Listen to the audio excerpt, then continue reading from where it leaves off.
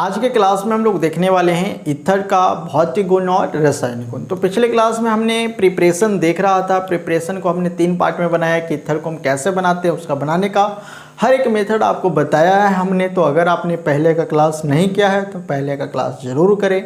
तो आज का क्लास हम लोग का ईथर के बारे में देखना है कि ईथर का नेचर कैसा होता है, ईथर वास्तविक में होता कैसा है, वो किसी के साथ रिएक्शन कर क्या बनाता है। तो आज हम ईथर की विशेषता पढ़ने वाले हैं। तो आप लोग क्लास लगातार करते रहें, बने रहें, हमारे साथ जुड़े रहें।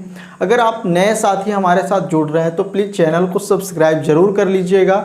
और अगर आपको क्लास समझ में आता है, आपके लिए फ़ायदेमंद है और लास्ट तक आपने क्लास किया है, उसके बाद अगर आपको अच्छा लगा है तो आप लाइक ज़रूर कर दीजिएगा, क्योंकि आपका लाइक और आपका सब्सक्राइब ही हमारा सब कुछ है। इससे ही हम बहुत कुछ करने के लिए जागरूक होते हैं, आपको नए नए चीज़ देने का कोशिश करते हैं। तो प्लीज़ भाई सपोर्ट करते रहें। तो आज के क्लास में हम लोग सबसे पहले देखेंगे भौतिक गुण। तो ईथर का भौतिक गुण यानी ईथर का वास्तविक नेचर कैसा होता है, उसका खुद का गुण कैसा होता है, उसके बारे में आज हम लोग देखने वाले हैं। तो सबसे पहले हम लोग का यहाँ पर टॉपिक बनाया गया है फिजिकल प्रॉपर्टीज ऑफ ईथर, यानी ईथर का भौतिक गुण। तो ईथर का भौतिक गुण है। भौतिक गुण का मतलब खुद का गुण, यानी ईथर का वास्तविक गुण कैसा होता है, वो अपना कैसा नेचर दिखाता है, वो अपना कैसा बर्ताव दिखाता है, उसके बारे में आज हम लोग पहले देखने वाले हैं।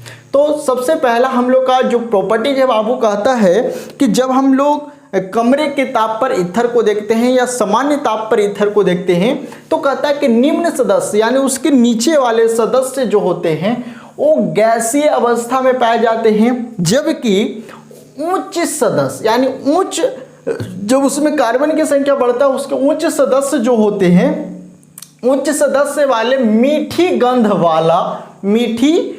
वाला रंगहीन बाष्पशील द्रव्य अवस्था में पाया जाता है। देखिए यहाँ पर बात समझने का है। जब हम लोग निम्न सदस्य की बात कर रहे हैं, कमरे के ताप पर ईथर के निम्न सदस्य को देखते हैं तो वो गैसीय अवस्था में पाया जाता है, गैसीय रूप में पाया जाता है। लेकिन जब उसका श्रेणी उच्च सदस्य की ओर धीरे धीरे बढ़ता है तो उसमें कुछ बदलाव आने लगते हैं और उसके जो अवस्था होते हैं वो वाष्पशील द्रव के अवस्था में पाए जाते हैं। एक बात आपको और बताना चाहते हैं, जब ये वाष्पशील द्रव होता है तो जो इसका वाष्प होता है अगर वो हमारे त्वचा यानी हमारे शरीर के त्वचा पर पड़ता है तो बाबू हमको ठंडक महसूस होता है। यानी कह सकते हैं कि इसका जो वाष्प होता है वास्तविक में कैसा होता है, ठंडा होता है।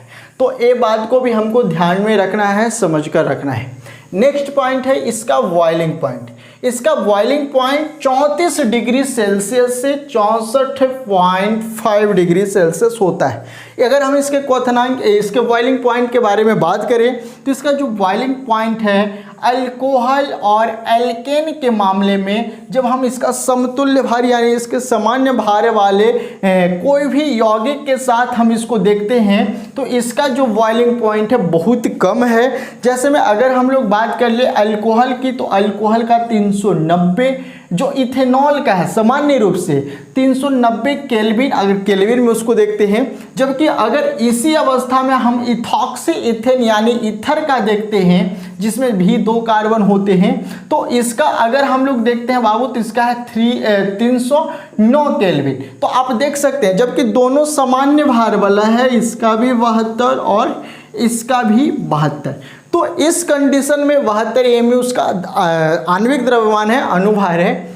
तो यहाँ पर आप देख सकते हैं कि दोनों का अनुभार समान है, जबकि दोनों का अगर हम लोग बॉइलिंग पॉइंट की बात करें तो काफ़ी का अंतर है। यानी इसमें आप देख सकते हैं कि इथॉक्सी इथेन यानी ईथर का अल्कोहल की तुलना में बहुत कम है। तो इसके बारे में हम लोग विशेष रूप से बाद में समझेंगे। अभी हमको यहाँ पर बस इसके बारे में देखना है और इसके गुण के बारे में। तो यहाँ पर बताया गया है बाबू कि इसका जो बॉइलिंग पॉइंट है वो माना जाता है सामान्य रूप से, जो सामान्यतः उसका बॉइलिंग पॉइंट है 34 डिग्री सेल्सियस से 64.5 डिग्री सेल्सियस तक होता है। तथा यहाँ पर वास्तविक रूप से बताया गया है कि जैसे जैसे उसका अनुभार बढ़ेगा, जैसे हमने अभी बताया था कि जब हम लोग इसके समान अनुभार वाले के साथ काम करते हैं अन्य यौगिक के साथ, तो उस कंडीशन में इसका कम होता है। लेकिन कहता है जब आपको पता है ना कि जब इतना का इतना हो रहा है तो बढ़ेगा, तो इसका अनुभार जब बढ़ेगा तो इसका बॉइलिंग पॉइंट भी बढ़ेगा। तो वही बात हमने यहाँ पर लिख दिया है। तथा अनुभार बढ़ने पर बॉइलिंग पॉइंट का मान भी बढ़ता है। ठीक है, यहाँ पर आप समझ में आ रहा होगा आपको, यानी जैसे जैसे इसका अनुभार बढ़ेगा वैसे वैसे इसका बॉइलिंग पॉइंट भी बढ़ेगा। अगला पॉइंट बहुत ही इंटरेस्टिंग है, आपको समझना है। यह जल में अल्प विलेय होता है। अल्प विलेय कहने का मतलब जो कम मात्रा में घुलता है, यानी पूर्ण रूप से नहीं घुलता। एक बात और आपको बता देना चाहते हैं, ये जो निम्न सदस्य होते हैं ना, ये ही अल्प विलेय होते हैं। जैसे जैसे इसका उच्च सदस्य यानी इसमें अनुभार बढ़ते जाते हैं वैसे वैसे ये अल्प विलेय भी नहीं, यानी विलेय भी नहीं होता है। ऐसा कंडीशन ईथर के साथ आता है। लेकिन यहाँ पर आपको एक और बात बताया गया है कि यह जल में अल्प विलेय किंतु कार्बनिक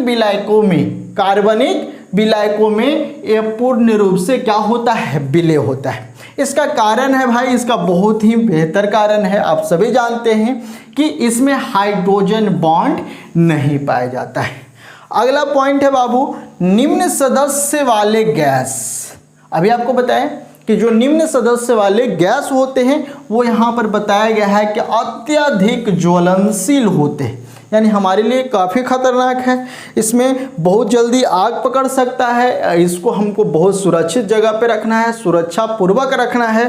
तो यहाँ पर बताया गया है कि इसका जो निम्न सदस्य वाले गैस होते हैं वो अत्यधिक ज्वलनशील होते हैं। तो चलो अब हम लोग आगे देखते हैं। ईथर का वाष्प हवा से भारी होता है। ठीक है, ईथर का जो वाष्प होता है वो वायु के तुलना में यानी हवा के तुलना में भारी होता है। इस पे आपको फोकस करना है।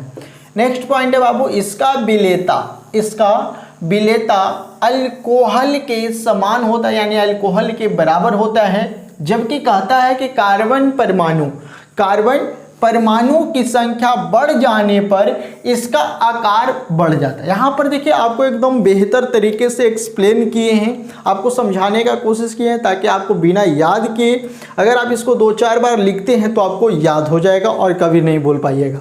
कहता है बाबू कि जब इसमें कार्बन परमाणु की संख्या बढ़ जाता है तो इसका आकार भी बढ़ जाता है, और आकार बढ़ जाता है जिसके कारण इसका जो विलेयता होता है ना वो घट जाता है, यानी धीरे धीरे कमने लगता है।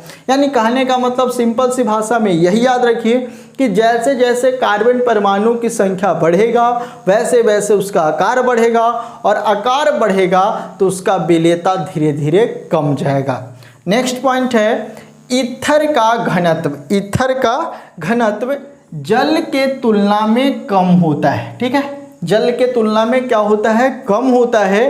तथा कहता है कि ईथर का घनत्व अनुभार के अनुसार बढ़ता है, यानी कहने का मतलब है ईथर का घनत्व जैसे जैसे बढ़ता हुआ दिखाई देगा समझ जाइए कि उसका अनुभार भी बढ़ रहा है।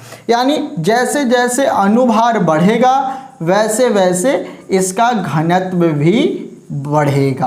तो इस बात पे आपको फोकस करना है और इसको याद करना है। और लास्ट पॉइंट है हमारा, इसका जो नेचर होता है वो कैसा होता है, द्विध्रुवीय होता है। कैसा होता है, द्विध्रुवीय होता है। और इसमें सबसे इम्पॉर्टेंट बात आपको याद करके रखना है, इसका जो संरचना होता है इसमें जो अणु होते हैं वो झुके अणु के समान होते हैं। और इसमें एक और बहुत ही इम्पॉर्टेंट बात आपको याद रखना है कि जो ईथर में ऑक्सीजन होता है, ऑक्सीजन का हमेशा sp3 हाइब्रिडाइजेशन होता है, यानी हाइब्रिड होता है। sp3 हाइब्रिड होता है। कौन, जो इसमें ऑक्सीजन उपस्थित होते हैं। तो एक था बाबू हमारा फिजिकल प्रॉपर्टी। सबसे पहले आप इसको नोट कर लीजिए। तो चलो स्क्रीनशॉट ले लिया। तो अब हम लोग देखने वाले हैं इसके बारे में। अगर आपको समझ में आता है आप इसको कैसे याद करेंगे, तो आप अपने कॉपी में 2 बार 4 बार 10 बार जितना बार आपको लिखने का मन है उतना बार लिखें। लिखने के बाद आप इसको 2 बार 4 बार पढ़ें, फिर आपको ऐसा याद होगा। ये हम ऐसे याद करने के लिए ट्रिक आप सभी जानते हैं, लेकिन ये ऐसा ट्रिक है ना कि जिसको आप अगर एक बार मन से पढ़ लेते हैं तो फिर शायद कभी आप नहीं भूल पाइएगा। तो ये ट्रिक जरूर अपना कर देखिए, और ये ट्रिक को अपनाने के लिए बिल्कुल शांति वातावरण में रहें, ताकि आपका जो माइंड है, दिमाग है, वो उसी पे फोकस करे, किसी और चीज़ पे उसका ध्यान नहीं जाए। और आपको एक बार कवर हो जाने के बाद फिर आप जीवन में नहीं भूलिएगा, जब तक आप भूलना नहीं चाहिएगा। तो आज के क्लास में हमने देख लिया बाबू इसके भौतिक गुण, तो अगले क्लास में हम लोग देखने वाले हैं इसके रासायनिक गुण।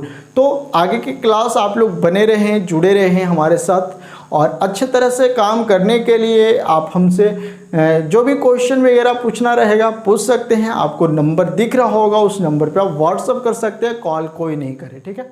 तो फिर से मिलते हैं हम लोग।